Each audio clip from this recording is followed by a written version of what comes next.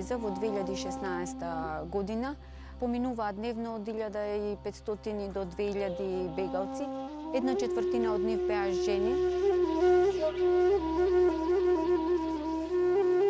اسمي سوز بالكردي وأنا لاجئة باعتبار صار حرب وانتزحنا منيح، لأنه أنا باعتبار مرة لحالي خايفة من جواتي، بخاف بس بظاهر لأولادي باعتبار إنه أنا مرة ما معي رجل، بظاهر أمام أولادي إنه أنا زلمة ومرة، فلازم تحاول ما تضل ساكنة محلها، ما تضل واقفة محلها، تخلي مستقبل أولادها في الأولوية. يعني اللي راح من عمرنا شيء مهم بيضل ذكرى، بس في شيء إن شاء الله بيكون أحلى، وإن شاء الله أحلى والأحلى والأحلى إن شاء الله.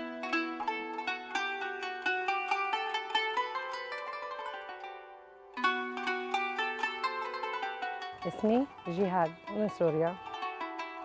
طبعا اكيد كلياتنا بنطبخ هون، وكل وحده شو بتحب شو بدها تطبخ بتطبخ، يعني بنعطي لبعضنا، بنعمل كبه، بنعمل كبسه، بنعمل فلافل، اكلات شرقيه.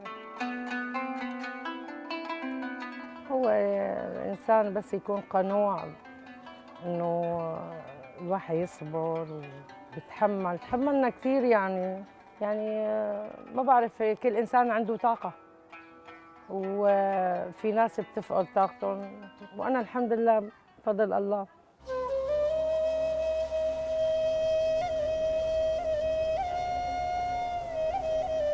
امیده حسینی هستم، از افغانستان آمدیم. امید داشته باشن به آینده و انشالله پشت هر تاریکی یک روشنی، پشت هر شب یک روز. میگن خانم ها ستون خانواده می باشه و وقت ستون خانواده ضعیف میشه، ناتوان میشه، خب خانواده طبعا خانواده بر هم میریزه و خانواده از بین میره. پس ستون ما که یک خانم هستیم و ستون خانواده هستیم، باید قوی باشیم، باید امید به آینده داشته باشیم.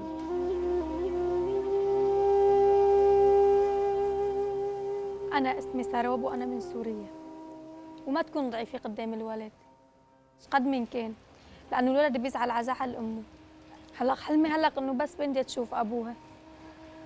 مستقبل ما ماني مفكرة عن جد، ماني مفكرة إيش راح يصير في المستقبل، بس حلمي يطلع من هالسجن وبنتي تشوف أبوها، هيدا حلم. أنا الاسم ما في داعي إنه أحكي، بس أنا كمان مثل كل الناس أنا اسمي صار لاجئ، يعني هون بهالأوضاع بهالظروف صار اسمي أنا لاجئة. كنت هلأ بجامعتي عم أدرس طب، كان رح يكون في عندي حياة حلوة أعيشها، مو مثل هلأ أنا بسجن، ممنوعة من أعمل أي شيء، ممنوعة من إنه أشوف حريتي حتى بالأحرى. يعني هي الحرية اللي سلبوها مني أنا ببلادي كانت عندي إياها.